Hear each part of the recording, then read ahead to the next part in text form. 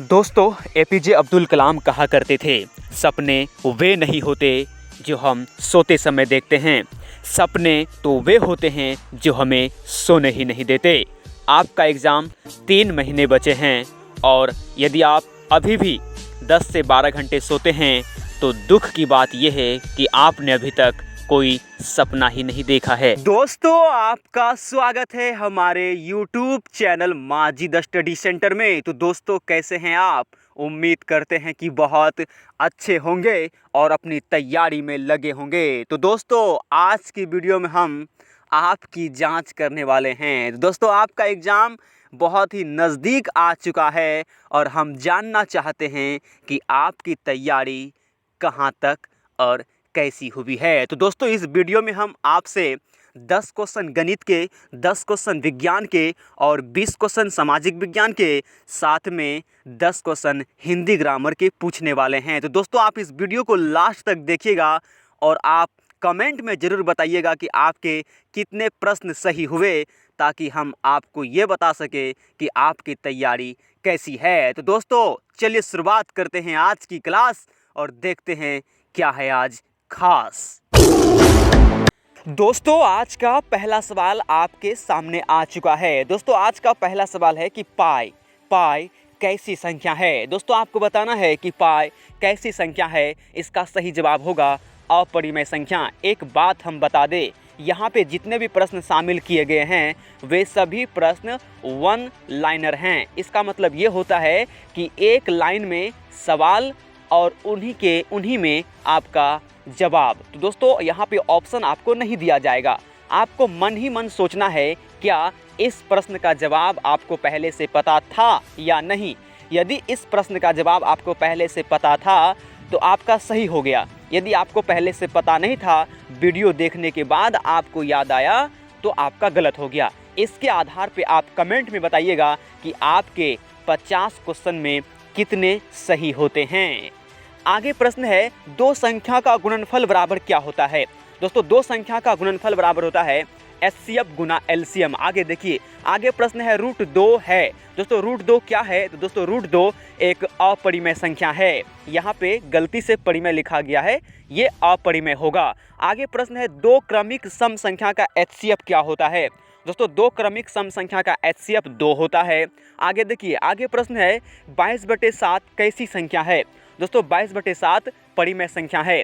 चलिए आगे देखिए, आगे प्रश्न है आपके, रेखिक बहुपद के शून्यकों की संख्या कितनी होती है। रेखिक बहुपद के शून्यकों की संख्या कितनी होती है। दोस्तों, इसका सही जवाब होगा एक होती है। आगे प्रश्न है, द्विघात बहुपद के शून्यकों की संख्या कितनी होती है। दोस्तों, द्विघात बहुपद के शून्यकों की संख्या 2 होती है। आगे प्रश्न है, सभी समबाहु त्रिभुज होते हैं। दोस्तों, आपको बताना है सभी समबाहु त्रिभुज क्या होते हैं। दोस्तों, इसका सही जवाब होगा समरूप होते हैं। सभी समबाहु त्रिभुज समरूप होते हैं। आगे प्रश्न है, मूल बिंदु का निर्देशांक क्या होते हैं। दोस्तों, मूल बिंदु का निर्देशांक क्या होते हैं। तो इसका सही जवाब होगा 0,0। 0,0 मूल बिंदु के निर्देशांक होते हैं। आगे प्रश्न है, y अक्ष पर किसी बिंदु का निर्देशांक क्या होगा। y अक्ष पर किसी बिंदु का निर्देशांक क्या होगा। तो दोस्तों, y अक्ष पर किसी बिंदु का निर्देशांक होता है 0,y। 0,y यानी x का मान 0 हो जाता है y अक्ष पर। आगे देखिए, आगे प्रश्न है दोस्तों, अब यहाँ से आपको विज्ञान के टॉप 10 प्रश्न मिलेंगे। गणित के टॉप 10 प्रश्न हो गए। आपको बताना है कि गणित में आपके कितने सही हुए। अब देखिए विज्ञान का। दोस्तों, पहला प्रश्न है कि प्रकाश के परावर्तन के कितने नियम हैं। दोस्तों, प्रकाश के परावर्तन के कितने नियम हैं। 2 नियम हैं। आगे देखिए, आगे प्रश्न है, हजामत बनाने में प्रयुक्त दर्पण। दोस्तों, हजामत बनाने में किस दर्पण का प्रयोग होता है। तो दोस्तों, अवतल दर्पण का। आगे प्रश्न है, उत्तल लेंस को, दोस्तों उत्तल लेंस को क्या कहते हैं। तो दोस्तों, उत्तल लेंस को अभिसारी लेंस कहते हैं। आगे प्रश्न है, मीथेन का सूत्र क्या होता है। दोस्तों, मीथेन का सूत्र होता है CH4। आगे देखिए, आगे प्रश्न है, श्वसन कैसी अभिक्रिया है। दोस्तों, श्वसन जो है उपचयन अभिक्रिया है, अर्थात ऑक्सीकरण अभिक्रिया है। आगे देखिए, आगे प्रश्न है, सिल्वर क्लोराइड का रंग क्या है। दोस्तों, सिल्वर क्लोराइड का रंग कैसा होता है। इसका सही जवाब होगा श्वेत होता है, यानी सादा होता है। आगे प्रश्न है, उदासीन विलयन का पीएच मान क्या होता है। दोस्तों, उदासीन विलयन का पीएच मान 7 होता है। आगे प्रश्न है, मानव हृदय में पाए जाते हैं? दोस्तों मानव हृदय में 4 वैष्म पाए जाते हैं, अर्थात चेंबर, 4 चेंबर पाए जाते हैं मानव हृदय में। आगे प्रश्न है ग्रहणी भाग है, दोस्तों आपको बताना है ग्रहणी भाग है किसका? तो दोस्तों इसका सही जवाब होगा छोटी आंत का। आगे प्रश्न है आहार नाल का सबसे लंबा भाग क्या है? दोस्तों आहार नाल का सबसे लंबा भाग क्या है? इसका सही जवाब होगा छोटी आंत। चलिए आगे देखते हैं दोस्तों। अब यहाँ से आपको मिलेगा सामाजिक विज्ञान के टॉप 20 प्रश्न, ध्यान से लगाइएगा इन्हें। पहला प्रश्न, फ्रांसीसी क्रांति कब हुई थी? दोस्तों फ्रांसीसी क्रांति 1789 ईस्वी में हुई थी। आगे प्रश्न है यंग यूरोप का संस्थापक, दोस्तों यंग यूरोप का संस्थापक कौन था? तो दोस्तों इसका सही जवाब होगा मेजनी। आगे प्रश्न है यूरोप का मरीज, यूरोप का मरीज किसे कहा जाता है? दोस्तों सही जवाब हो जाएगा इसका तुर्की। आगे प्रश्न है दास कैपिटल कब प्रकाशित हुआ? दोस्तों दास कैपिटल कब प्रकाशित हुआ? 1867 में हुआ था।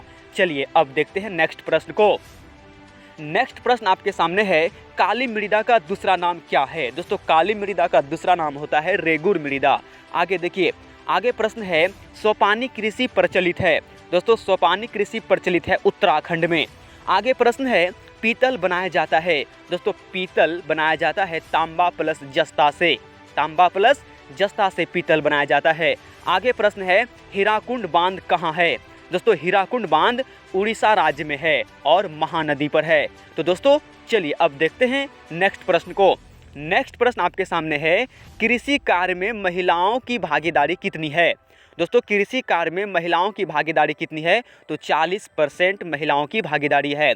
आगे प्रश्न है समवर्ती सूची में रखा जाता है किसको, किसको रखा जाता है समवर्ती सूची में? तो दोस्तों इसका सही जवाब होगा केंद्र और राज्य सरकार, केंद्र सरकार और राज्य सरकार दोनों को रखा जाता है समवर्ती सूची में।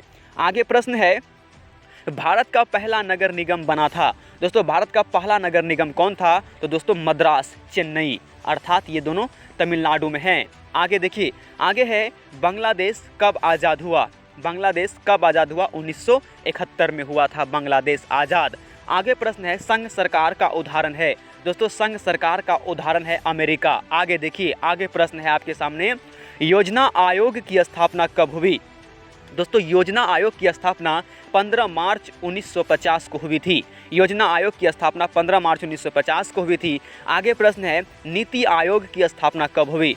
दोस्तों नीति आयोग की स्थापना 1 जनवरी 2015 को हुई थी।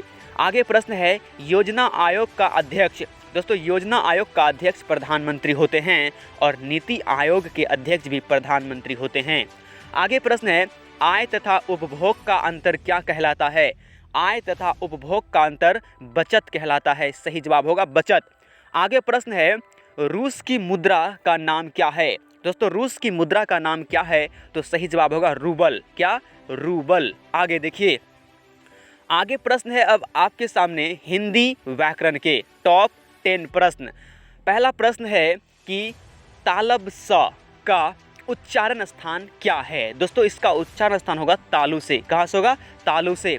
आगे प्रश्न है व्यंजन वर्ण के कितने प्रकार हैं? दोस्तों व्यंजन वर्ण के कितने प्रकार हैं? तो इसका सही जवाब होगा 3 प्रकार के होते हैं व्यंजन वर्ण। आगे प्रश्न है मंगलवार में कौन सी संज्ञा है? मंगलवार में कौन सी संज्ञा है? दोस्तों इसका सही जवाब होगा व्यक्तिवाचक। दोस्तों आपके जो सप्ताह होते हैं, एक सप्ताह में 7 दिन होते हैं, ठीक है, उनमें से किसी एक दिन का यहाँ पे नाम लिया गया है मंगल, तो खास व्यक्ति का नाम लिया गया, इसलिए व्यक्तिवाचक होगा। आगे देखिए अक्टूबर में कौन सी संज्ञा है? दोस्तों अक्टूबर में भी व्यक्तिवाचक संज्ञा है। आगे प्रश्न है सर्वनाम के कितने भेद हैं? दोस्तों सर्वनाम के कितने भेद होते हैं? तो आपको पता होगा 6 भेद होते हैं सर्वनाम के। आगे देखिए, आगे प्रश्न है कारक के कितने भेद हैं? दोस्तों कारक के कितने भेद हैं? तो दोस्तों 8 भेद हैं कारक के। आगे प्रश्न है विशेषण के कितने भेद हैं? विशेषण के 4 भेद होते हैं। आगे प्रश्न है शिव, शिव का विशेषण क्या होगा? दोस्तों शिव का विशेषण होता है सेव, शिव का विशेषण होता है सेव। आगे देखिए, आगे प्रश्न है सुजान में उपसर्ग क्या है? सुजान में उपसर्ग क्या है? दोस्तों इसका सही जवाब होगा सु। किसी शब्द के शुरू में जो लगता है उसी को बोलते हैं उपसर्ग। आगे प्रश्न है निस्तेज में उपसर्ग क्या है? निस्तेज में उपसर्ग क्या है? इसका सही जवाब होगा निस। दोस्तों यहाँ पे 100 में हलंत होगा। 100 में क्या होगा? 100 में हलंत होगा यहाँ पे, ठीक है, सो में क्या हो जाएगा, हलंत। आगे प्रश्न को देखिए आप। आगे प्रश्न है गायक में प्रत्यय क्या है। दोस्तों गायक में प्रत्यय क्या है, अक। क्या है, अक है गायक में प्रत्यय अक। आगे प्रश्न है चंद्रमुख में कौन सा समास है। दोस्तों चंद्रमुख में कौन सा समास है, इसका सही जवाब होगा कर्मधारय। दोस्तों चंद्रमुख में जो है कर्मधारय समास है। आगे प्रश्न है जो आपके लिए है, आजन्म में कौन सा समास है। आजन्म में कौन सा समास है, इसका जवाब आप कमेंट में बताइए। साथ ही साथ 50 प्रश्न में आपके कितने सही हुए और कौन से सब्जेक्ट में आपके कितने गलत हुए, आपको पता चल जाएगा कि आपको किस सब्जेक्ट पर ज़्यादा मेहनत करना है। तो दोस्तों आज के लिए बस इतना ही, मिलेंगे नेक्स्ट वीडियो में, तब तक के लिए बाय बाय।